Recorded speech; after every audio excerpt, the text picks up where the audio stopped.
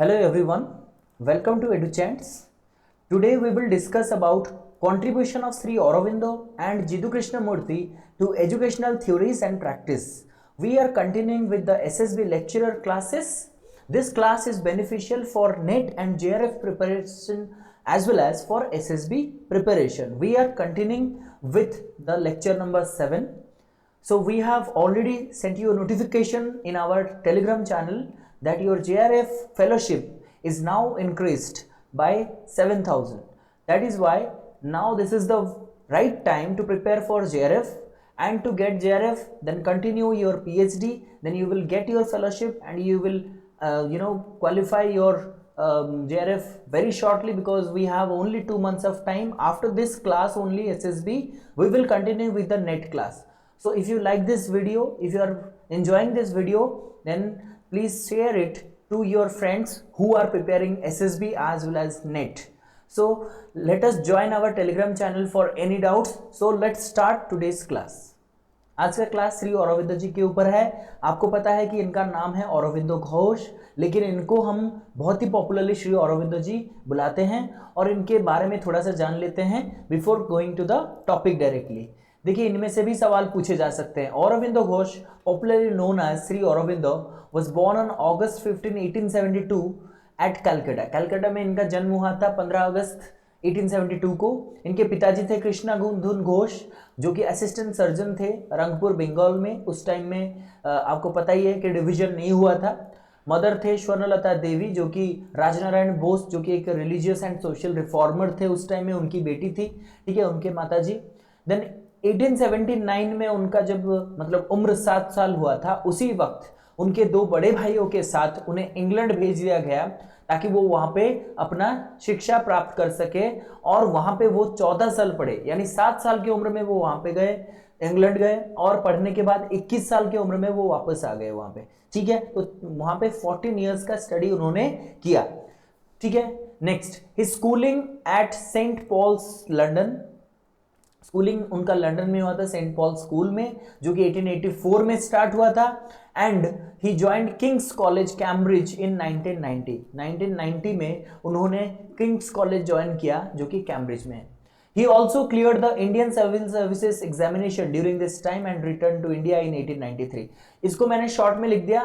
देखा जाए तो उन्होंने इंडियन सिविल सर्विस का एग्जाम क्वालिफाई कर लिया था, बस एक ही चीज बाकी था, वो था हॉर्स राइडिंग.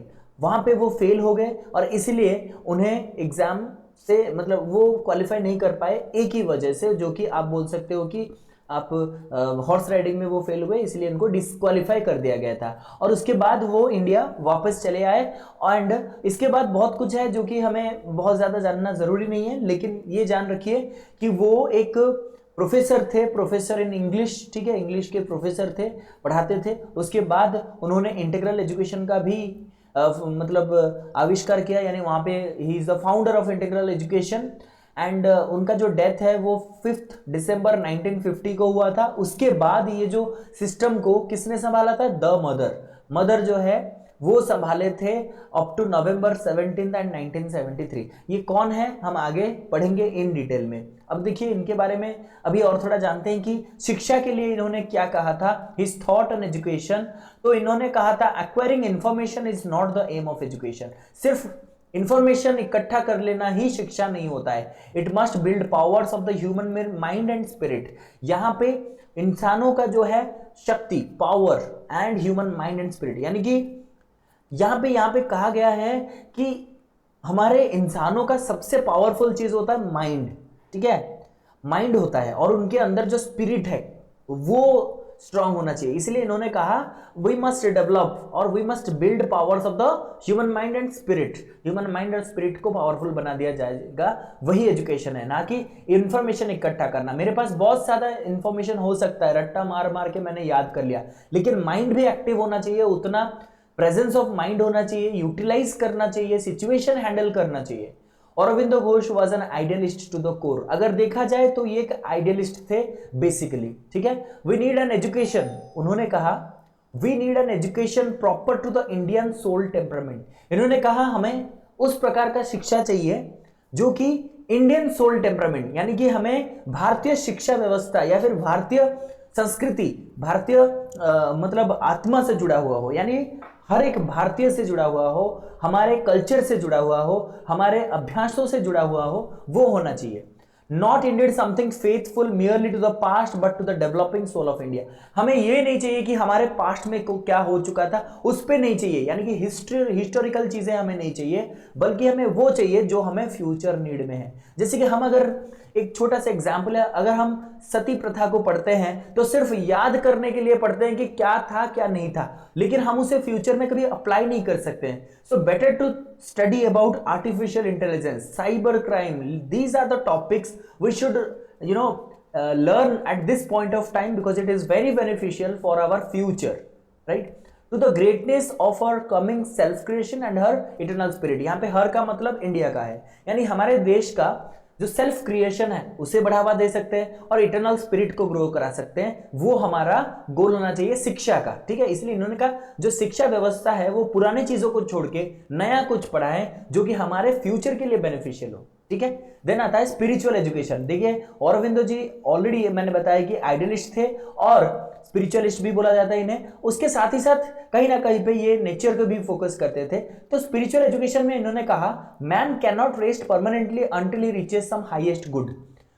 इंसान कभी चुपचाप नहीं बैठता है जब तक उसका सबसे हाईएस्ट गुड अचीव नहीं हो जाता, सबसे ऊंचा जो गोल है या फिर गुड है जो कि सबसे अच्छा चीज है वो हासिल नहीं कर लेता है। जैसे कि फॉर एग्जांपल जब हम छोटे थे तो एक वॉकर में जो है ना, वॉकर में घूमते थे, ठीक है, उसके बाद जो ट्राइपैडल होता था ना, ट्राइपैडल जिसमें 3 पहिए होते थे, वहां से घूमते थे। फिर देखे कि हमें साइकिल चाहिए, हमें साइकिल चाहिए, साइकिल के बाद स्कूटर चाहिए, स्कूटर के बाद हमें बाइक चाहिए, बाइक के बाद हमें कार चाहिए, कार के बाद एक्सपेंसिव कार चाहिए जो कि थोड़ा सा कंफर्टेबल हो जाए, ठीक है, उसके बाद प्राइवेट जेट चाहिए। यानी कि इंसान का जो ड्रीम होता है, जो मतलब लक्ष्य होता है या फिर इच्छाएं होती है वो अनलिमिटेड होता है, यहां से लेकर के यहां तक, फिर भी हमें और कुछ भी चाहिए। यानी कि इंसान कभी अपना जो फुलफिल नहीं कर सकता है हाईएस्ट गुड, फिर भी जहां उसे लगे कि चलो मैंने बहुत कुछ अचीव कर लिया, हाईएस्ट गुड, कुछ अच्छा, सबसे अच्छा हमने कर लिया है, तब तक वो कभी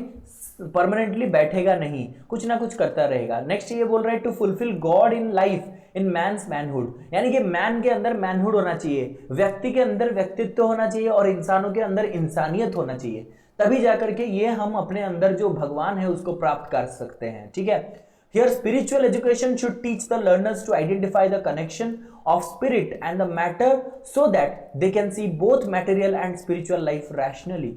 यहां पे कहा गया है कि स्पिरिचुअल एजुकेशन ये पढ़ाना चाहिए कि अपने अंदर जो स्पिरिट और मैटर के बीच में कनेक्शन है उसे जान सके। यानी कि स्पिरिचुअल एजुकेशन इसलिए नहीं दिया जाता है कि आप स्पिरिचुअल वर्ल्ड में खो जाओ, नहीं, हमें चाहिए कि स्पिरिट और मैटर के बीच में क्या कनेक्शन है उसको हमें देख सके, और उसको देखने से क्या होगा कि हमारा जो material world and spiritual world है उसको हम जस्टिफाई कर सकते हैं कि what is the essence of material life and what is the essence of spiritual life, तो उसको हम जस्टिफाई कर सकते हैं रैशनल तरीके से। नेक्स्ट है recognition of problems of life will not depend totally on their appearances. इन्होंने कहा कि प्रॉब्लम ऑफ लाइफ जो है, हमारे लाइफ में बहुत सारे जो प्रॉब्लम है, will not depend totally on appearance, मतलब जो दिखता है वो होता नहीं है। एक्चुअली जैसा प्रॉब्लम दिखता है लाइफ में वैसा होता नहीं है। अगर हम समझ जाएं कि प्रॉब्लम क्या है तो चुटकियों में सॉल्व कर सकते हैं, नहीं अगर समझ पाए तो हमें कुछ भी लगेगा प्रॉब्लम है। आज मान लीजिए आज हमारे एरिया में बिल्कुल कोई कहीं पे भी करंट नहीं है, ठीक है, इलेक्ट्रिक नहीं है, यानी कि वो प्रॉब्लम है। आज खाने में थोड़ा सा तीखा हो गया है, वो भी प्रॉब्लम है। एग्जामिनेशन में सवाल हमारे अनुसार नहीं आया है, 1-2 क्वेश्चन थोड़ा सा डिफिकल्ट लेवल बढ़ा दिया या फिर आउट ऑफ सिलेबस आ गया तो भी प्रॉब्लम है। जब आप समझ नहीं पाओगे लाइफ के प्रॉब्लम को तब आपको प्रॉब्लम बड़ा सा लगेगा, कुछ भी प्रॉब्लम आ जाए लाइफ में आपको बड़ा लगेगा। अगर कोई समझ लेता है लाइफ में प्रॉब्लम को कैसे डील करना होता है, उसके लिए जितना भी बड़ा सिचुएशन आ जाए उसके लिए बहुत छोटा ही होता है। ठीक है, नेक्स्ट आते हैं, इन्होंने कहा इंटीग्रल एजुकेशन का कॉन्सेप्ट बहुत ही इंपॉर्टेंट है, ध्यान से सुनिएगा। ठीक है, तो जितने सारे देखिए हमारे यहाँ पे हम आपको मतलब इस वीडियो में एटलीस्ट उतना इनपुट देना चाहते हैं, उतना पढ़ा देना चाहिए और जिसमें आपको 90% चीजें मिल जाए। हम नहीं कहेंगे कि 100% मैंने पढ़ा दिया, ऐसे तो बहुत सारे चीजें हैं जो हम यहाँ पे नहीं पढ़ा सकते due to the lack of time, ठीक है। और जो भी हम पढ़ा रहे हैं ऑलमोस्ट 90% कोशिश कर रहे हैं कि एसएसबी में जितना भी क्वेश्चन आपको आएगा तो इन्हीं में से आए। सारे इंपॉर्टेंट टॉपिक्स जो है यहाँ पे हम कवर करने की कोशिश कर रहे हैं, जैसे कि इंटीग्रल का कॉन्सेप्ट। ये कॉन्सेप्ट ही बहुत इंपॉर्टेंट है क्योंकि इंटीग्रल कॉन्सेप्ट से बहुत सारे सवाल आते हैं, क्योंकि श्री अरविंदो जी के बारे में तो सभी को पता है, इंटीग्रल एजुकेशन के ऊपर से सवाल आते हैं। तो हमने कोशिश किया है उसको कंपाइल करके बहुत ही शॉर्ट में प्रेजेंट करने के लिए, ठीक है। चलिए, इंटीग्रल एजुकेशन का मतलब क्या होता है, ठीक है। इसका मतलब होता है ह्यूमन बॉडी, माइंड और intellect combined together to form magnificent machine. यहाँ पे मशीन का मतलब होता है जैसे कोई भी मशीन काम करने के लिए उसका हर एक पार्ट उससे जुड़ा होना चाहिए, सही तरीके से वो काम करना चाहिए। वैसे ही इंटीग्रल एजुकेशन में ह्यूमन का बॉडी, माइंड और इंटेलेक्ट अगर काम करेगा तो human itself, human as a whole बहुत ही अच्छे से काम कर सकता है और उसका आउटपुट भी अच्छा हो सकता है। He saw in man as an individual soul and aware mind in nature as self and spirit. इन्होंने देखा और कहा कि man as an individual soul, एक इंसान एक इंडिविजुअल सोल होता है, एक आत्मा होता है। अवेयर माइंड इन नेचर, जो नेचर में मतलब कोई भी अवेयर माइंड, अगर कोई माइंड बहुत ही ज्यादा अवेयर है, उसे पता है क्या करना चाहिए, एज सेल्फ स्पिरिट, यानी कि वो सेल्फ और स्पिरिट में उन्होंने देखा कि अवेयर माइंड कहां पे होता है, सेल्फ में होता है और स्पिरिट में होता है। यानी कि हमारा जो माइंड है ना वो हमेशा अलर्ट रहना चाहिए। As per Shri Aurobindo's philosophy, individual in his commonness, man in his uniqueness, universal humanity should be given importance. इन्होंने कहा तीन चीजों का सबसे ज्यादा ध्यान रखना चाहिए। इंडिविजुअल इन हिज कॉमननेस, यानी कि इंडिविजुअल को हमें कॉमननेस यानी कि उसके अंदर जो सभी प्रकार के समान क्वालिटीज है उस पे तोलना चाहिए। मैन एंड हिज यूनिकनेस, इंसान के अंदर जो यूनिक कैपेबिलिटी है उसे पहचानना चाहिए। यूनिवर्सल ह्यूमैनिटी, ये तीन चीजें। यूनिवर्सल ह्यूमैनिटी मतलब हम सभी को एक जैसा देखेंगे, ठीक है।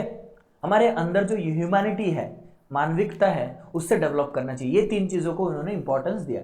नेक्स्ट आता है 5 स्टेजेस ऑफ इंटीग्रल एजुकेशन। मैं तो कहूंगा ये बहुत ही ज्यादा इंपॉर्टेंट है, सबसे इंपॉर्टेंट अरविंदो की फिलॉसफी में यही है, 5 स्टेजेस ऑफ इंटीग्रल एजुकेशन, जो कि हर जगह आपको नहीं मिलेगा, लेकिन इससे आप याद रखो। और सबसे इंपॉर्टेंट चीज यहाँ पे ये क्रोनोलॉजी में लिखा गया है, ऑर्डर्ड वे में लिखा गया है। सवाल ऐसे भी आ सकता है कि 5 स्टेजेस ऑफ इंटीग्रल एजुकेशन को आप सजा के लिखो क्रोनोलॉजी में, तो ये मैंने आपके लिए ऑलरेडी क्रोनोलॉजी में लिखा है। First stage of integral education is physical education. सबसे पहले शारीरिक शिक्षा दिया जाएगा, जैसे कि गेम्स, स्पोर्ट्स, डांस, कुछ भी हो सकता है।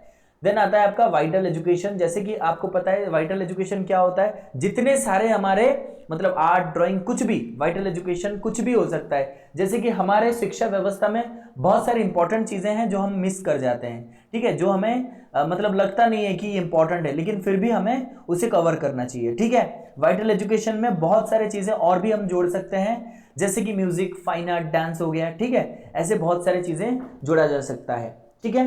देन आता है आपका मेंटल एजुकेशन। ये तो आपको पता ही है, मेंटल एजुकेशन कोई भी प्रॉब्लम सॉल्विंग हो गया, ब्रेनस्टॉर्मिंग हो गया, मैथमेटिक्स हो गया, ठीक है। जो मेंटल चीजें हैं उसको हम इंक्लूड कर सकते हैं मेंटल एजुकेशन में। लैंग्वेज भी इसमें आ सकता है, सोशल साइंस भी आ सकता है, ठीक है। देन आता है साइकिक एजुकेशन। साइकिक एजुकेशन का मतलब होता है थोड़ा सा ये स्पिरिचुअल हो जाएगा, ठीक है। साइकिक एजुकेशन में क्या होता है, it is related to yoga basically, ठीक है। योगा से क्या होता है, spiritual union with the individual soul. Spiritual union होता है किसका, इंडिविजुअल सोल का और सुप्रीम सोल का, वो भी शिक्षा हम उनको देंगे। देन आता है थोड़ा सा स्पिरिचुअल एजुकेशन। स्पिरिचुअल का मतलब होता है, स्पिरिचुअल का मतलब अपने अंदर का जो हुनर है, अपने अंदर एक सेल्फ है, उसको समझ पाना। देखिए फिर से मैं दोहरा रहा हूं, फिजिकल एजुकेशन में क्या होता है, जो हमारे गेम हो गया, स्पोर्ट्स हो गया, डांस हो गया, जिसमें फिजिकल फिटनेस की जरूरी है। देन आता है वाइटल एजुकेशन। वाइटल एजुकेशन में क्या आ गया, म्यूजिक, फाइन आर्ट, डांस, जो भी हमें क्रिएटिविटी जिसमें चाहिए। उसके बाद आता है मेंटल एजुकेशन। मेंटल एजुकेशन में क्या आ जाता है, जैसे मैंने कहा, जिसमें दिमाग की जरूरत होती है, mathematics, science, social science, languages. Then psychic आ जाता है। साइकिक में क्या हो जाता है, जैसे कि हम बोलते हैं कि क्या बोलते हैं, माइंड, हार्ट, या फिर हमारे स्पिरिट के बारे में बात करते हैं, या फिर हम development of non material thing की बात करते हैं, या फिर हम कहेंगे स्पिरिचुअल वैल्यूज की बात कर सकते हैं। देन स्पिरिचुअल में होता है आपके अंदर जो स्पिरिचुअल आइडियोलॉजीज है, सेल्फ, और आपके सेल्फ के बारे में, फिर चित्त के बारे में आगे पढ़ेंगे, चित्त, मानस, इसके बारे में सब, ये होता है आपका स्पिरिचुअल। तो ये 5 स्टेजेस को आप याद रखेंगे, ये सारे को अगर मिला देंगे, इसका मतलब क्या होता है पहले ये समझिए।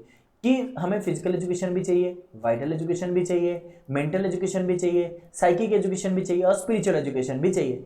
अगर इन सभी को हम मिला दें तो एक बनेगा, वो है आपका इंटीग्रल एजुकेशन। ठीक है, तो इंटीग्रल एजुकेशन मतलब ये पांचों चीजों को मिलाएंगे और ये क्रोनोलॉजी में है, इसको याद रखिएगा। ठीक है, चलिए आगे बढ़ते हैं। मेटाफिजिक्स।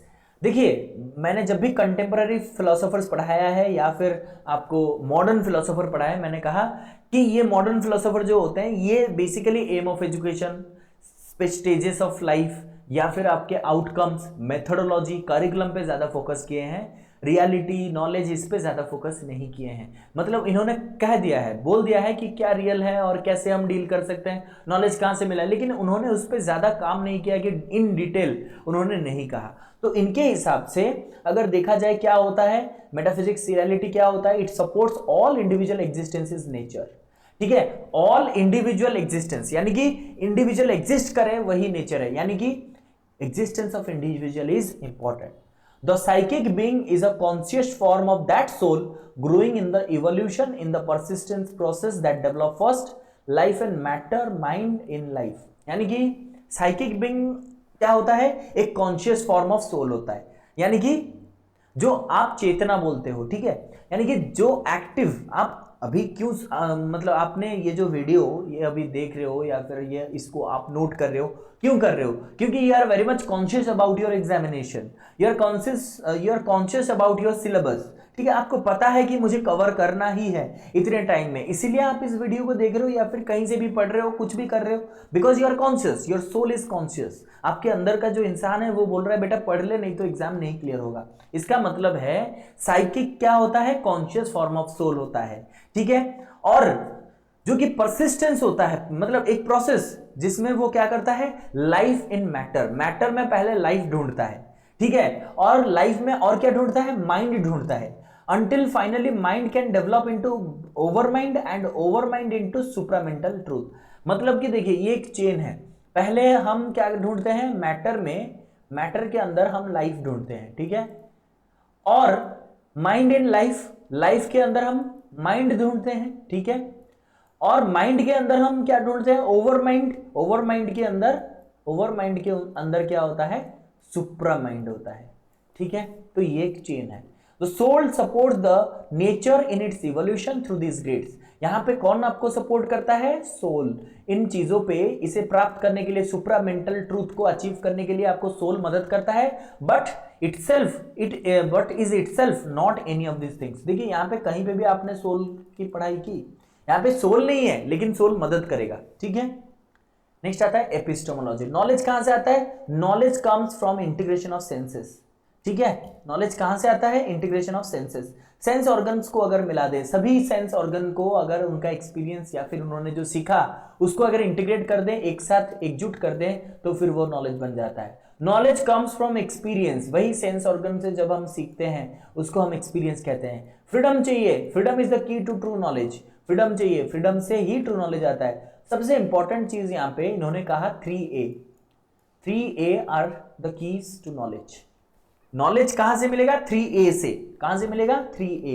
ए का मतलब क्या होता है, A for age, age appropriate होना चाहिए, एज होना चाहिए, क्योंकि नॉलेज अब अगर आप प्राप्त करना चाहते हो तो आपका एज भी परमिट करना चाहिए। ऐसा नहीं है कि आप 10वीं क्लास मतलब सेकंड क्लास में कहो, मतलब स्टैंडर्ड 2 में कहो कि मैं पोस्ट ग्रेजुएशन कर लूंगा, ऐसे नहीं होगा। एबिलिटी भी होना चाहिए, सिर्फ कहने से नहीं होगा कि मुझे वो नॉलेज चाहिए, आपके अंदर वो एबिलिटी होना चाहिए। एप्टीट्यूड का मतलब होता है कि उस क्षेत्र में आपका क्या नॉलेज है, जैसे कि मैथमेटिकल एप्टीट्यूड, मैथमेटिक्स में आपका कितना नॉलेज है, वो होता है एप्टीट्यूड। ये 3 चीजों का मिश्रण होता है ज्ञान प्राप्त करने के लिए। It believes in spiritual knowledge, ये स्पिरिचुअल नॉलेज पे भी बिलीव करता है। ठीक है, उसके बाद आता है वैल्यूज, एक्सियोलॉजी। यहां पे कहा गया है सबसे इंपॉर्टेंट वैल्यू होता है humanity, humanity is the greatest value, humanity सबसे बड़ा वैल्यू होता है। It believes in spiritual values which guide us in our life. बहुत सारे स्पिरिचुअल वैल्यूज है, जैसे कि मान लीजिए हम रास्ते पे जा रहे हैं, किसी को देख रहे हैं कि वो एक्सीडेंट में पड़ा हुआ है, वहां पे हम मदद करते हैं। क्यों करते हैं, बिकॉज आवर कॉन्साइंस, हमारे अंदर जो कॉन्साइंस है वो कह रहा है कि उसे मदद कर लो, क्योंकि इससे क्या होगा, किसी का अच्छा हो जाएगा और भगवान हमें भी अच्छे से रखेगा। तो ये हमारा बिलीव है। Values are contextual in nature. Contextual मतलब सिचुएशन टू सिचुएशन चेंज होगा। Values are a indispensable part of human life. हमें इस दुनिया से, हमारे लाइफ में से वैल्यूज को हम अलग नहीं कर सकते हैं, ठीक है। उसके बाद आता है एम्स ऑफ एजुकेशन। इनके हिसाब से शिक्षा का लक्ष्य क्या होना चाहिए। पहले तो उन्होंने कहा बच्चे के अंदर जो लेटेंट पोटेंशियलिटीज है, यानी अंदर बच्चों के पास जो हुनर ऑलरेडी मिला हुआ है, ठीक है, इनबॉर्न क्वालिटीज है, उससे हमें डेवलप करना है शिक्षा में। Then development of physical purity, mental faculties, culture and aesthetic sense. बच्चों के अंदर जो है फिजिकल प्यूरिटी यानी कि शारीरिक गठन, मेंटल फैकल्टीज अपने जो मानसिक स्तर में जो सारी चीजें हैं उनको डेवलप करना है, कल्चर यानी संस्कृति को डेवलप करना है, एस्थेटिक सेंस यानी कि आपका जो सौंदर्य है उसको भी डेवलप कराना है। To train all the senses, आज senses are the gateways of knowledge. Sense organ को एक्टिव करना है, ट्रेनिंग देना है, क्योंकि senses are the gateways of knowledge. Development of conscience, हमारे अंदर कॉन्साइंस विवेक कहा जाता है, ठीक है, हमारे अंदर जो विवेक है, हमारे अंदर जो कॉन्साइंस है उसे डेवलप करेंगे कैसे। चित्त, मानस और नॉलेज एंड इंट्यूशन। चित्त, मानस, नॉलेज और इंट्यूशन, इन चारों चीजों को डेवलपमेंट अगर किया जाए तो आपका कॉन्साइंस डेवलप हो सकता है, ठीक है, ठीक है। उसके बाद आता है मोरल एंड इमोशनल डेवलपमेंट, ठीक है। मोरल डेवलपमेंट होगा और इमोशनल डेवलपमेंट होगा। ये सारे की कौन करेगा, ये सब एजुकेशन करेगा। बच्चों के अंदर मोरल डेवलपमेंट होगा और इमोशनल डेवलपमेंट भी होगा। Development of spirituality through yoga and ब्रह्मचर्य। यहाँ पे मैंने कहा था थोड़ा सा आइडियलिज्म के साथ ही साथ नेचुरलिज्म के भी थोड़े यहाँ पे इंपैक्ट आपको देखने को मिलेगा। स्पिरिचुअलिटी पे बिलीव करते हैं और स्पिरिचुअलिटी कहां से आएगा, योगा एंड ब्रह्मचर्य के द्वारा आएगा। Realisation of self is a must for education. खुद को जानना, खुद के बारे में सीखना, यही सबसे इंपॉर्टेंट होता है शिक्षा में। अगर एक बच्चा अपने बारे में ही नहीं जान सकता है तो फिर दूसरों के बारे में क्या जाने। देन आता है करिकुलम। देखिए जो मैंने आपको पढ़ाया है इंटीग्रल एजुकेशन के जो 5 आपके स्टेजेस मैंने पढ़ाए, वही 5 स्टेजेस और कुछ एक्स्ट्रा चीजों को मिलाकर के करिकुलम बनाया गया। जैसे पहले मैंने कहा था फिजिकल एजुकेशन, तो फिजिकल एजुकेशन के लिए करिकुलम क्या रहेगा, तो फिजिकल ट्रेनिंग रहेगा, ठीक है, गेम्स रहेंगे, देन जिम्नास्टिक रहेगा, ठीक है, उसके बाद हेल्थ एजुकेशन रहेगा। देन मैंने कहा था वाइटल्स के लिए, वाइटल डेवलपमेंट के लिए music, fine art, dance, drama, craft, ये सारी चीजें करिकुलम में रहेंगे। मेंटल डेवलपमेंट के लिए मैंने कहा था language, mathematics, social, applied sciences रहेंगे। मोरल डेवलपमेंट के लिए मैंने कहा था moral development, what is right, what is wrong, ये सब डिसाइड करने के लिए noble habits, right emotion, association and action, training of Rajyoga, ये सारी चीजें सिखाई जाएंगी। साइकिक एंड स्पिरिचुअल डेवलपमेंट के लिए practice of values, love and truth, faith in God, ये सारी चीजें सिखाई जाएंगी। उसके बाद वोकेशनल एस्पेक्ट यानी कि वोकेशन भी तो सिखाना चाहिए, उसमें art, painting, drawing, sculpture, carpentry, music, nursing, dance, drama, engineering, ये सारी चीजें सिखाई जाएंगे। देन आता है international aspect, international understanding, fellow feeling, international love and sympathy, ये सारी चीजें करिकुलम में रहेंगे, ठीक है। और it will be decided as per the grades of the learner. Learner किस ग्रेड में है, किस एज में है, किस क्लास में है, उसके आधार पर यह करिकुलम डिवाइड किया जाएगा, ठीक है। मेथड्स ऑफ लर्निंग क्या रहेंगे, शिक्षा बहुत ही इंटरेस्टिंग है, क्योंकि इंटीग्रेटेड एजुकेशन, इंटीग्रल एजुकेशन में कभी किसी को फोर्स नहीं किया जा सकता है कि तुम ये पढ़ो, तो कोई ऐसा बोरिंग मेथड नहीं रहेगा या फिर फोर्सफुल मेथड नहीं रहेगा। Self learning and experience should be encourage. Self learning खुद से सीखेंगे और एक्सपीरियंस से सीखेंगे। Learning by doing should be followed, learning by doing रहेगा। मदर टंग बेस्ड एजुकेशन अपने मातृभाषा में सिखाया जाएगा। Cooperative learning on the basis of cooperative activities, यानी ग्रुप एक्टिविटीज, टीम वर्क होगा, वहीं से सीखेंगे। और 3A से सीखेंगे, अपने एज, एबिलिटी और एप्टीट्यूड के हिसाब से सीखेंगे।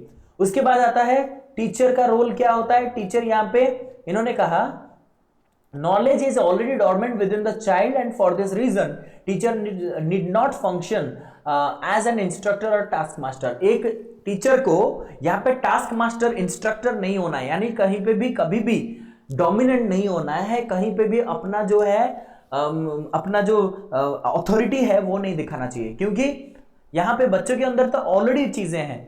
He is a helper and guide, ये हेल्प कर सकते हैं, टीचर हेल्प करेंगे ताकि बच्चे के अंदर जो क्वालिटीज है, जो हुनर है, वो बाहर लाया जा सकता है। Role of teacher is to suggest and not to impose. ये सजेस्ट कर सकते हैं, बेटा ये कर सकते हो, वो कर सकते हो, कभी इम्पोज नहीं करें, ये करके लाओ मेरे लिए, ऐसे नहीं बोल सकते। Teacher does not impart knowledge to him, he shows the way how to acquire knowledge for himself.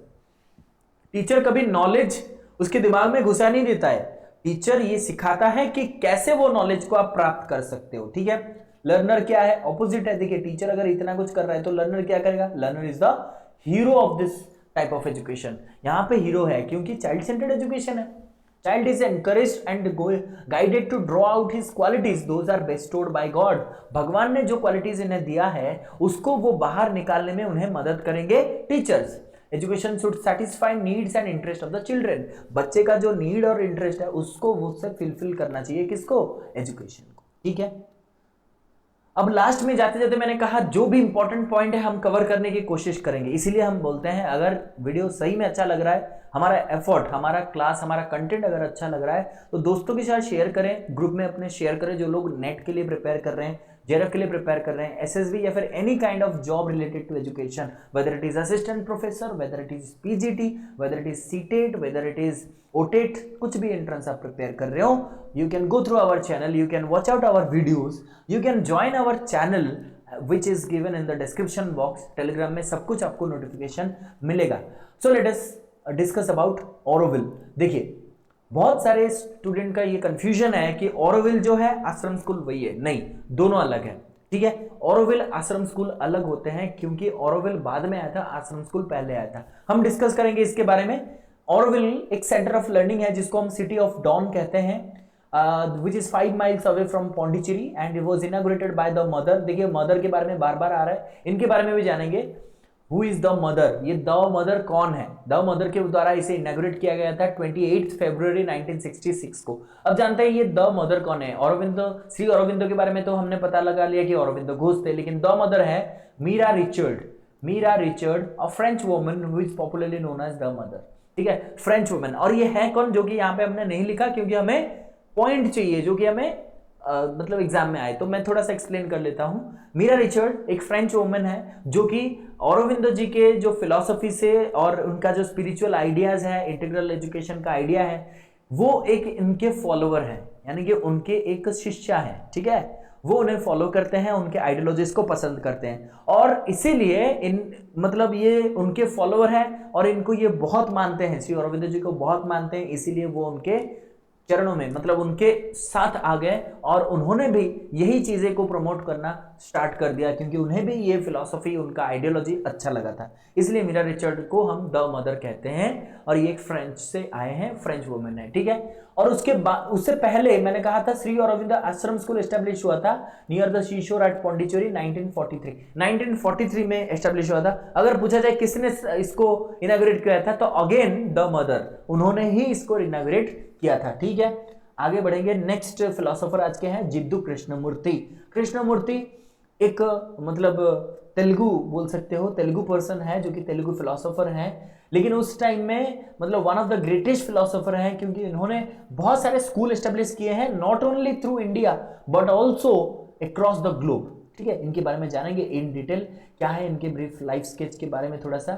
ठीक है, देखिए जिद्दू कृष्णमूर्ति, जिद्दू कृष्णमूर्ति बॉर्न ऑन 11 मई 1985। वो सारे के सारे मॉडर्न फिलोसोफर है। 1895 में मदनपल्ली इन आंध्र प्रदेश, जो कि अभी डिवाइड हो चुका है ऑलरेडी तेलंगाना और आंध्र प्रदेश में, उस टाइम में नहीं था, इसलिए मदनपल्ली आंध्र प्रदेश में उनका जन्म हुआ था, close to the Rishi valley education centre. अब जहां पे ऋषि वैली एजुकेशन सेंटर है उसी टाइम में, और which is he establish in 1928। ये ऋषि वैली एजुकेशन सिस्टम को या फिर एजुकेशन सेंटर को उन्होंने 1928 में एस्टेब्लिश किया था। ठीक है, उसके बाद आता है इन हिज परसूट, उनके हिसाब से good society, Krishnamurti emphasised the individual relationship to society as well as his और her responsibility to establish a good society. उन्होंने एक ही चीज पे फोकस किया है, बेसिकली एजुकेशन से कैसे सोसाइटी को बदला जा सकता है, और उस कॉन्सेप्ट को उन्होंने नाम दिया गुड सोसाइटी।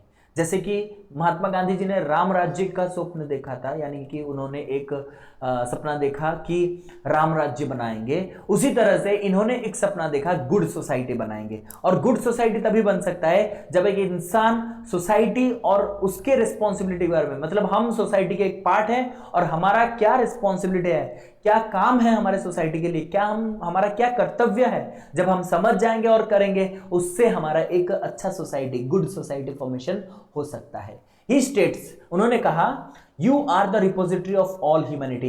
ह्यूमैनिटी और कोई नहीं है, मानविकता को अगर ढूंढेंगे तो कहीं मिलेगा नहीं, आप ही के अंदर सब कुछ है, अगर आप करोगे तो दुनिया करेगा। तो इसलिए you are the one who is the repository of all humanity, you are the world and the world is you. आप ही दुनिया हो और दुनिया ही आप ही हो। If there is any radical transformation in the very structure of an individual psyche, it will affect whole consciousness of man। अगर कोई भी व्यक्ति के अंदर कोई भी प्रकार का अगर कोई चेंज आता है तो वो दुनिया को चेंज लाता है। जैसे कि कहा गया था डेफिनेशन, आप मुझे कमेंट बॉक्स में बताइएगा कि ये डेफिनेशन किसने कहा था। If you want to change the society, change yourself. अगर आप दुनिया को बदलना चाहते हो तो पहले आप अपने आप को बदल दीजिए। और ये भी बताइए ये किसने कहा था, education is the weapon through which you can change the entire world. ये भी किसने कहा था वो मुझे बताइएगा अपने कमेंट बॉक्स में। ठीक है, चलिए आगे बढ़ते हैं। कृष्णमूर्ति स्कूल्स, कृष्णमूर्ति जी के बारे में हमने जान लिया कि वो कितने बड़े पर्सनालिटी थे। अब इनके बारे में जानते हैं कि ये कितने सारे स्कूल एस्टेब्लिश किए हैं। और अगर बताएं तो इन्होंने जिंदगी भर सिर्फ बच्चों के साथ, मतलब बच्चों को पढ़ाया है, बच्चों के साथ इंटरेक्शन किया है, और बहुत ही डाउन टू अर्थ इंसान थे, क्योंकि ये बच्चों के साथ डायरेक्टली इंटरेक्ट करते थे और बहुत सारे सिंपल सवाल पूछते थे, लेकिन कॉम्प्लेक्स क्वेश्चन का आंसर खुद ही देते थे। क्योंकि इनकी बहुत सारी किताबें हैं, एक किताब हमने पढ़ रखा है, एक किताब था उनका ऑन एजुकेशन, बहुत ही अच्छा किताब है, समय मिले तो पढ़ लेना। ऑन एजुकेशन में बहुत सारे स्टूडेंट के साथ वो इंटरेक्ट किए हैं और बेसिकली वो किताब डायलॉग के ऊपर एस्टेब्लिश्ड है, यानी कि वो क्वेश्चन पूछ रहे हैं और बच्चे क्या आंसर दे रहे हैं उसमें लिखा है, और बच्चे क्या पूछ रहे हैं और वो क्या आंसर उसको दे रहे हैं वो भी लिखा है। बहुत सारे सवाल पूछे गए हैं उनसे कि एक्चुअली क्या एजुकेशन है, क्या शिक्षा है, क्यों जरूरी है, आज के सिस्टम में क्या खराबी है। ये सारे के सारे क्वेश्चंस वहां पे सॉल्व किए गए हैं कृष्णमूर्ति जी के द्वारा। तो इन्होंने बहुत ही आसान तरीके से उन्हें आंसर दिया है और समझाया है। ऐसा नहीं है कि वो गुस्सा कर रहे हैं, वो बहुत ही सिंपल तरीके से बच्चे को उन्होंने क्लैरिफाई किया। ठीक है, तो he explored their relationship of nature and one to another. तो उनके कुछ स्कूल्स के बारे में जानते हैं। उन्होंने यूएसए में जो स्कूल बनाया है उसका नाम है ओक ग्रोव स्कूल, यूके में एक स्कूल बनाया है ब्रॉकवुड पार्क स्कूल, इंडिया में सारे स्कूल जो है उनका नाम सबसे important Rishi valley education centre, Rajghat education centre, Rajghat fort, Damodar garden, Bal Anand जिसको मतलब मुंबई में बना गया, valley school, Bangalore education centre, Sahyadri school, बहुत सारे ऐसे स्कूल उन्होंने बनाया है। ठीक है, उसके बाद आता है हिज थॉट एंड एजुकेशन, शिक्षा के बारे में इनका क्या मानना है। ये कहते हैं prevailing education system is an evil to the society. अब जो सिस्टम ऑफ एजुकेशन चल रहा है, मतलब रट्टा मारो और एग्जाम में आप लिख दो, जितना आप लिखोगे उतना मार्क मिलेगा और मार्क से पता चलेगा आप कितने अच्छे स्टूडेंट हो। ये एक राक्षस है हमारे समाज में, ये एक एविल है हमारे समाज में। He does not believe in established system of education। ये बिलीव नहीं करते हैं कि जो पहले जो सिस्टम ऑफ एजुकेशन था अगर उसे हम अप्लाई करते हैं तो वो बिलीव नहीं करते हैं। Pre establish system of education को वो रिजेक्ट करते हैं। Education must cultivate good mind and discipline. ये कहते हैं कि बच्चे के अंदर एजुकेशन क्या करेगा, अच्छा एक माइंड, अच्छा एक डिसिप्लिन प्रोवाइड करेगा। Freedom is the key to learning, freedom से ही बच्चा सीखता है। ठीक है, उसके बाद एक कॉन्सेप्ट, जैसे कि श्री अरविंदो जी ने इंटीग्रल एजुकेशन का कॉन्सेप्ट दिया था, तो यहां पे जिद्दू कृष्णमूर्ति जी ने राइट एजुकेशन का कॉन्सेप्ट दिया था। अच्छे से याद रखेंगे, राइट एजुकेशन, सही शिक्षा। तो आप सोचोगे क्या सिस्टम ऑफ एजुकेशन गलत शिक्षा दे रहा है? इनके हिसाब से हाँ, वो गलत शिक्षा दे रहे हैं, क्योंकि यहाँ पे इम्पोजमेंट है, यानी इम्पोज करते हैं, फोर्स करते हैं, पनिशमेंट देते हैं, वर्कलोड देते हैं, जहां पे कोई भी फ्रीडम बच्चे का नहीं रहता है। लेकिन राइट एजुकेशन वो सारी चीजें रहेंगे। इन्होंने, मैंने बताया था आपको, Krishnamurti spend his entire life talking about education as being agent not only of inner renewal but also social change. इन्होंने जिंदगी भर सिर्फ शिक्षा की बात की है और शिक्षा कैसे हमारे समाज को बदल सकता है उसके बारे में बात किया है। इन्होंने कहा education is therefore the foundation on which the good society will build itself. एक अच्छा समाज एक अच्छे शिक्षा व्यवस्था पे ही आधारित होता है। वो कहते थे the individual responsibility to the social order, you are the world. जब हम सोसाइटी में चले जाते हैं, जब हम मतलब सभी के अंदर अपने आप को ढूंढते हैं, तो एक चीज अपने आप को कहो कि यू आर द वर्ल्ड, हम ही दुनिया है। हम जो करेंगे दूसरे वही सीखेंगे। रास्ते पे जा रहे हो और कहीं पे थूक फेंक दिया तो सोचो कि मैं जो करूंगा दुनिया भर वही करेगा, क्या चलेगा मेरे घर के सामने कोई थूक के चला जाए? फिर आप समझ सकते हो कि कितना दर्द होता है और मुझे करना चाहिए कि नहीं करना चाहिए। One individual's action thereof affects another. अगर आप कुछ गलत कर सकते हो तो दूसरा अफेक्ट हो सकता है। To be is to be related, मतलब अगर हम कुछ करेंगे तो क्या उसका परिणाम होगा वो हमें सोचना चाहिए। In this sense there is no individual consciousness but only collective human consciousness. अगर इस तरीके से देखेंगे तो पता चलेगा कि कोई व्यक्तित्व यानी कोई अकेला रिस्पॉन्सिबल नहीं होता है, हम सभी मानव के लिए, पूरा मानव जाति जो यानी जो पूरा का पूरा इंसान होता है, फ्रैटर्निटी ऑफ ह्यूमैनिटी, उनको हम इफेक्ट करेंगे। यानी हम कभी अपने आप को अकेला नहीं देखेंगे, जो हम करेंगे उससे हम फायदे में रहेंगे, हम नुकसान में रहेंगे, ऐसे नहीं दिखना है। हम देखेंगे कि मेरे करने से सभी लोगों को क्या फायदा होगा या फिर क्या नुकसान होगा। कलेक्टिव ह्यूमन कॉन्शियसनेस, कलेक्टिव मतलब हम सभी के बारे में सोचेंगे, ठीक है, क्योंकि the world is not separate from the individual. ये वर्ल्ड हमारे दुनिया जो है उससे हम अलग नहीं है, हम उसके अंदर ही आते हैं। उसके बाद आता है metaphysics reality, natural reality as real and ultimate. Natural reality जो जैसा नेचर में है वही रियल है, वही अल्टीमेट है। Right education lies in freedom of the learner. Right education कैसे मिल सकता है? अगर आप बच्चे को फ्रीडम दे दो और उससे फ्रीडम दे दो कि तुम पूछो और जो सीखना चाहते हो मुझे बताओ, मैं सिखाऊंगा, वो होता है उसका right education. Reality is as it is found in real. Reality वो होता है जो कि रियल में जैसा है वैसा दिखता है। Freedom and eradication of fear are the medium of finding ultimate truth. Ultimate truth अगर जानना है तो फ्रीडम दे दो और फियर को भगा दो, डर को भगा दो, फिर देखना अल्टीमेट ट्रूथ तक हम पहुंच ही जाएंगे। नॉलेज कहां से आता है? Knowledge comes through true experiences. Experience भी होना चाहिए, दैट टू बी ट्रू होना चाहिए, सही एक्सपीरियंस होना चाहिए, तब जाकर के आपको नॉलेज मिलेगा।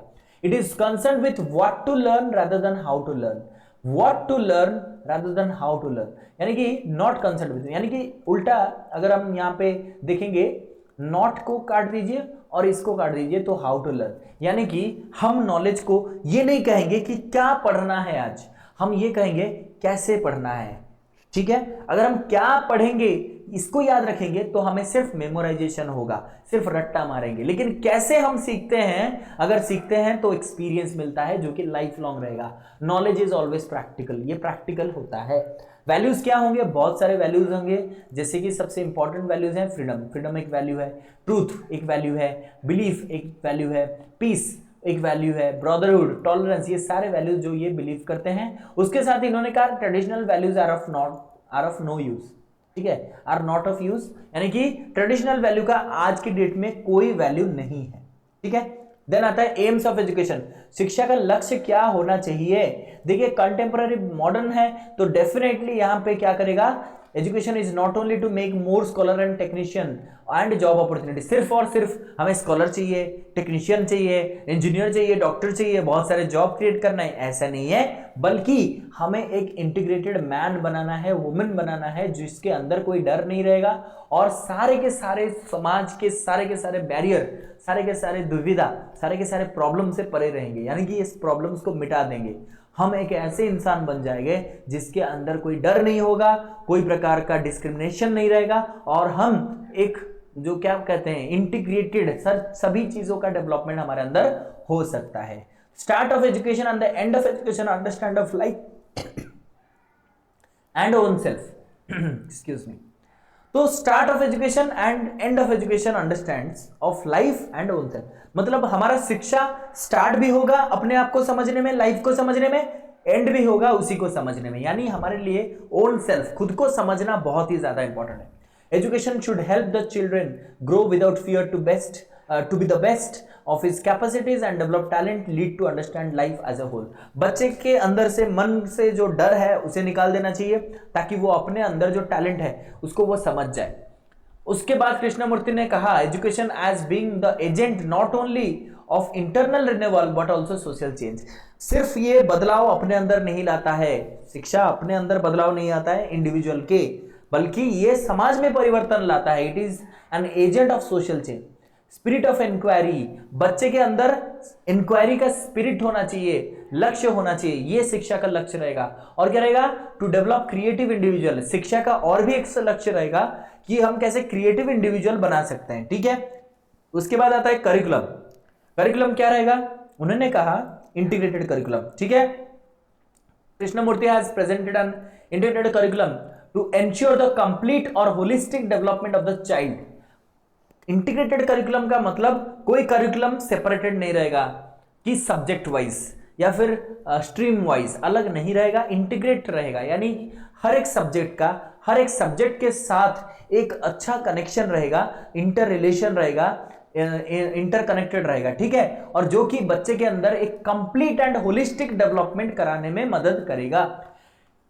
He has very much concern about environment, therefore he advocated study of environment with other subject। ये अपने परिवेश के साथ बहुत जुड़े हुए थे, नेचुरल एनवायरनमेंट के साथ जुड़े हुए थे, इसलिए इन्होंने कहा हमें बच्चों को एनवायरनमेंट एजुकेशन, परिवेश विज्ञान भी पढ़ाना चाहिए, वातावरण के बारे में पढ़ाना चाहिए, क्योंकि वातावरण अच्छा नहीं रहेगा, परिवेश अच्छा नहीं रहेगा तो फिर पढ़ाई भी अच्छा नहीं हो सकता है। इसीलिए अगर आप देखोगे वो किताब जो मैंने कहा ऑन एजुकेशन, अगर आप किताब पढ़ोगे तो पता चलेगा जब वो बैठते हैं कहीं पे पढ़ाई के लिए या फिर बच्चों के साथ इंटरेक्ट करते हैं, उनके स्कूल सारे जो है वो बहुत ही एक नेचुरल प्लेस में सिचुएटेड है, जहां पे खुले हवाएं आ रही है और वहां पे वादियों को दिख रहा है या फिर जंगल दिख रहा है, यानी एक नेचुरल पीसफुल एनवायरनमेंट है। तो इसीलिए इन्होंने एनवायरनमेंट पे ज्यादा फोकस किया, क्योंकि फ्रीडम की बात आती है तो एनवायरनमेंट भी फ्रीडम होना चाहिए, फ्री होना चाहिए, क्लियर होना चाहिए, वहां पे कोई भी प्रकार का नॉइज, कोई भी प्रकार का डिस्टर्बेंस नहीं होना चाहिए। In his educational institute, environmental studies has its existence as separate subject। उनके जितने सारे स्कूल्स मैंने बताया वहां पे environmental studies जो है ना वो एक अलग से एक पूरा सब्जेक्ट है। जैसे हम सब्जेक्ट पढ़ते हैं ना, एक पेपर पढ़ते हैं, एनवायरमेंट स्टडी एक पेपर उनके पास है, ठीक है। He also recommended various other activities along with other subject। Subject के साथ ही साथ कुछ एक्टिविटीज भी करेंगे, उनमें क्या आएगा, art and craft, dance and music, drama and debate, swimming, sport, athletics, gardening, yoga, ये सारे चीजें यहां पे आएंगे, ठीक है। उसके बाद आता है मेथड्स ऑफ लर्निंग। इतने सारे चीजें नेचुरल तरीके से कैसे सीखेंगे। He said there is no need to follow any method. इतने सारे चीजों को करने के लिए कोई एक मेथड फॉलो करना कोई जरूरत नहीं है, कोई ट्रेडिशनल मेथड देना जरूरी नहीं है, क्योंकि method should not teach the child what to think but how to think. Method ये नहीं, मेथड हमेशा से क्या सिखाता है कि हम आज क्या पढ़ेंगे, ये इन्होंने कहा नहीं, मेथड भी नहीं चाहिए, क्या पढ़ेंगे वो भी नहीं चाहिए, कैसे पढ़ेंगे, किस चीजों को समझने की जरूरत है पढ़ने से पहले वो हम देखेंगे। देन और प्रॉब्लम सॉल्विंग मेथड से पढ़ेंगे, प्रॉब्लम को सॉल्व करेंगे और सॉल्व करते करते सीखेंगे। Exploratory method should be encourage, explore करना, जैसे हम ह्यूरिस्टिक मेथड कहते हैं, या फिर आप कह सकते हो कि एम्पिरिकल मेथड कह सकते हैं, जहां पे हम ढूंढेंगे, एक्सप्लोर करेंगे, चीजों का जो है जोड़ ढूंढेंगे, उसका सॉल्यूशन ढूंढेंगे और उससे हम सीखने की कोशिश करेंगे। नेक्स्ट है रोल ऑफ टीचर। टीचर का रोल यहां पे क्या रहेगा, देखिए अगर हम बात करें नेचुरल चीजों की, एक बच्चे को हमने कहा कि नेचुरल चीजों से वो डेवलप करेगा, नेचर से डेवलप करेगा, फ्रीडम से डेवलप करेगा, तो फिर टीचर अपना कुछ भी नॉलेज जो है वो कभी इंपोज नहीं कर सकता है बच्चों के ऊपर। कभी भी बच्चों को नहीं कह सकता मैं जो बोल रहा हूं वही लिखो, ऐसे नहीं बोल सकता है, क्योंकि दे आर फ्री लर्नर्स, वो फ्री लर्नर्स है, वो अपने से सीखेंगे, टीचर बस उसको गाइड करेगा। इसीलिए teacher who must understand himself and B free from traditional pattern of thought, वो टीचर होगा जो अपने आप को अच्छे से समझ सकता है, जो कि ट्रेडिशनल पैटर्न, जो पुराने पैटर्न ऑफ थॉट थिंकिंग, इससे दूर रहेगा। और teacher should create good environment for right education. दोनों चीजें एक ही साथ उन्होंने कहा दिया, एक तो कह दिया गुड एनवायरनमेंट क्रिएट करेगा जहां पे हमें राइट एजुकेशन, सही शिक्षा मिल सकता है, वो क्रिएट करना चाहिए। Teacher has to always encourage creative intelligence of his or people's. हमेशा इंटेलिजेंस, वो भी क्रिएटिव इंटेलिजेंस कहा जाता है। साइकोलॉजी में हम पढ़ेंगे कि इंटेलिजेंस जो है ना वो क्रिएटिव नहीं होता है हमेशा। All intelligent children are creative, ऐसे नहीं कहा जा सकता है, but all creative children are intelligent, ठीक है। तो क्रिएटिव इंटेलिजेंस अपने बच्चों के अंदर डेवलप करा लेना चाहिए टीचर को, और उसे एनकरेज भी करना चाहिए। कृष्णमूर्ति ने कहा एन एडुकेटर, यहां पे एडुकेटर होगा, an educator is not merely a give to give, यहां पे थोड़ा सा टाइपिंग मिस्टेक हो गया है, टेक्निकल एरर है, not merely to give information, he is one who points the way to wisdom to truth. यानी कि एडुकेटर वो नहीं है जो सिर्फ इंफॉर्मेशन देता है, यहां पे कॉमा लगा दे तो सही हो जाएगा, to give information, but he is one who point the way to wisdom और ट्रूथ। एक शिक्षक वो नहीं होता है जो सिर्फ और सिर्फ रट्टा मार के आता है और पढ़ा देता है, वो नहीं होता है। टीचर वो होता है जो आपको सही रास्ता दिखाता है, सही के ओर ले जाता है और सबसे बड़ा नॉलेज आपको प्रोवाइड करता है, एक्सपीरियंस प्रोवाइड करता है, ठीक है। और टीचर का रोल होता है कीन ऑब्जर्वर। कीन ऑब्जर्वर मतलब ये हमेशा आपको ऑब्जर्व करेगा, देखेगा कि आप क्या सही कर रहे हो, क्या गलत कर रहे हो। अगर आप गलत कर रहे हो तो आपको सुधारने की कोशिश भी करेगा। नेक्स्ट आता है रोल ऑफ लर्नर्स। यहां पे लर्नर क्या है, उनके हिसाब से every individual has an unique characteristic. हर एक बच्चा यूनिक होता है। इंडिविजुअल डिफरेंस में भी हम पढ़ेंगे साइकोलॉजी में। हर एक बच्चे के अंदर एक यूनिक कैरेक्टरिस्टिक है, यूनिक क्वालिटी है, एक उसके पास कुछ अलग अनोखा चीज है, अनोखा क्वालिटी है जो और किसी के पास नहीं होता है। इसीलिए every children has different potential. अब सभी के अंदर कुछ ना कुछ क्वालिटीज है, पोटेंशियल है, करने की क्षमता है। So the teacher should observe the child and then arrive at his own conclusion. यानी कि बच्चे को अच्छे से समझ लें, क्योंकि सभी बच्चे समान नहीं होते हैं, ठीक है। सभी अलग अलग क्वालिटीज अपने पास होते हैं, सभी के पास अलग अलग हुनर होते हैं। तो उसके हिसाब से बच्चे को क्या करना चाहिए, बच्चे को समझना चाहिए। वो भी टीचर का रोल होता है कि वो बच्चे को समझ सके उसके पोटेंशियल के हिसाब से, और उस हिसाब से उससे जज किया जाए, उसको इवैल्यूएट किया जाए। Therefore the student should be treated as equal partner. यानी कि यहां पे स्टूडेंट और टीचर इक्वल है। इक्वल मतलब कि इक्वल पार्टनर है as far as your evaluation is concern. यानी कि बच्चा अपने अंदर जो क्वालिटीज है उसको भी अगर हम इवैल्यूएट करें तो फिर क्या होगा कि यहां पे अपने अंदर जो पोटेंशियल है, मतलब देखिए यहां पे कहा जा रहा है कि सिर्फ टीचर चाहने से, अगर टीचर सोचेगा कि एक बच्चे के अंदर जो क्वालिटी है वो मैं बाहर निकाल दूंगा, कैसे निकालेगा अगर बच्चा नहीं चाहता है। तो स्टूडेंट शुड बी इंटरेस्टेड, ठीक है। बच्चा पहले इंटरेस्ट लेना चाहिए कि हाँ मेरे अंदर कुछ क्वालिटीज हैं जिसको मुझे बाहर निकालना है, और वहां पे मदद करेंगे टीचर, तभी जाकर के इक्वल पार्टनर होंगे और अपने अंदर जो क्वालिटीज हैं वो बाहर निकल के आएंगे। Opportunity should be given to develop their own unique being. अपने अंदर जो अनोखा कैरेक्टरिस्टिक्स है, अनोखा जो उनके अंदर क्वालिटीज है, उसे डेवलप करने के लिए हमें अपॉर्चुनिटी देना चाहिए, उनको मौका देना चाहिए। Things should not be imposed on him, rather they should be free to discover themselves and refine their potentiality। यानी कि कोई भी चीज उनके ऊपर इंपोज नहीं किया जाएगा, जबरदस्ती नहीं डाला जाएगा, ठीक है। और उन्हें फ्रीडम दे दो ताकि वो अपने अंदर जो है हुनर को डिस्कवर कर सके, ढूंढ सके, उनको क्वालिफाई कर सके और उनको आपके सामने ले आ सकते हैं। यानी कि आपके अंदर जो क्वालिटीज है, आपको अगर फ्रीडम दिया जाए और बता दिया जाए कि आपको ये करना है, तो फिर आप बहुत अच्छी तरीके से कर सकते हो, ठीक है। और अपने अंदर जो क्वालिटीज है वो बाहर ला सकते हो, ठीक है। आज के लिए इतना था, हमने कंप्लीट कर लिया है Indian philosopher as well as western philosopher. बहुत ही जल्दी हमारा यूनिट कंप्लीट होने वाला है, so stay tuned with the channel. और चलिए हम स्टार्ट करते हैं हमारा एमसीक्यूज। एमसीक्यू में फर्स्ट क्वेश्चन है, Rishi Valley school was established by. Rishi Valley school जो है वो किसने एस्टैब्लिश किया है? S Radhakrishnan, Shri Aurobindo, J Krishnamurti, M K Gandhi. Pause करके हमेशा हमें आंसर बताइए। हम देख पा रहे हैं कुछ स्टूडेंट्स हैं जो कि यहाँ पे रिस्पॉन्ड करते हैं, वी प्रेज देम, ताकि वो मतलब पता चलता है कि कोई पढ़ रहा है और इंटरेस्ट ले रहा है, ठीक है, so that we get motivated.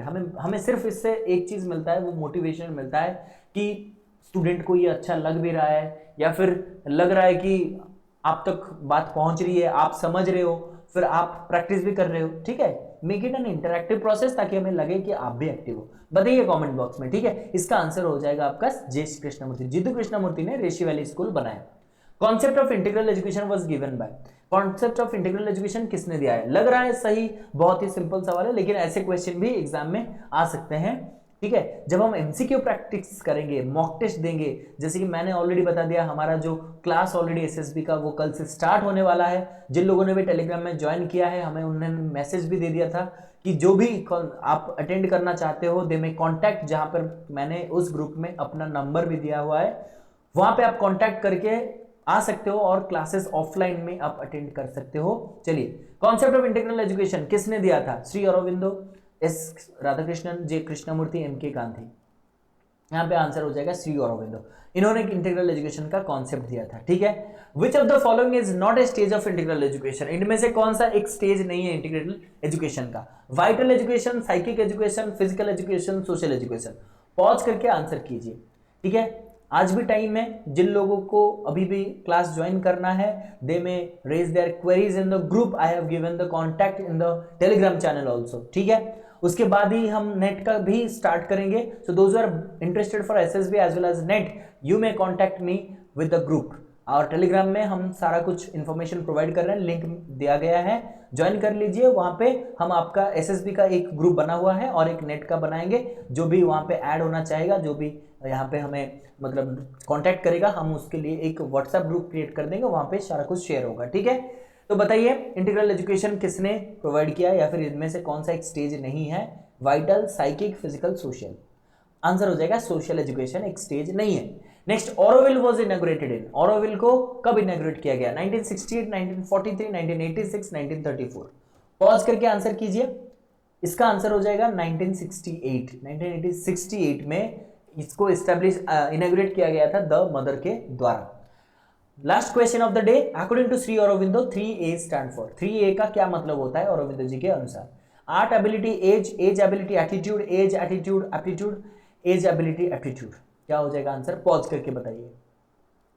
इसका आंसर है एज, एबिलिटी एंड एप्टीट्यूड, यही 3A's है, ठीक है। तो चलिए आज के लिए इतना ही। आज का टेक है try and fail but never fail to try. कोशिश करिए और हार जाइए, लेकिन कभी कोशिश करने के लिए हारिएगा मत, ठीक है। ठीक है, thank you for watching. Subscribe the channel and like the session if this class seems helpful to you. Thank you again.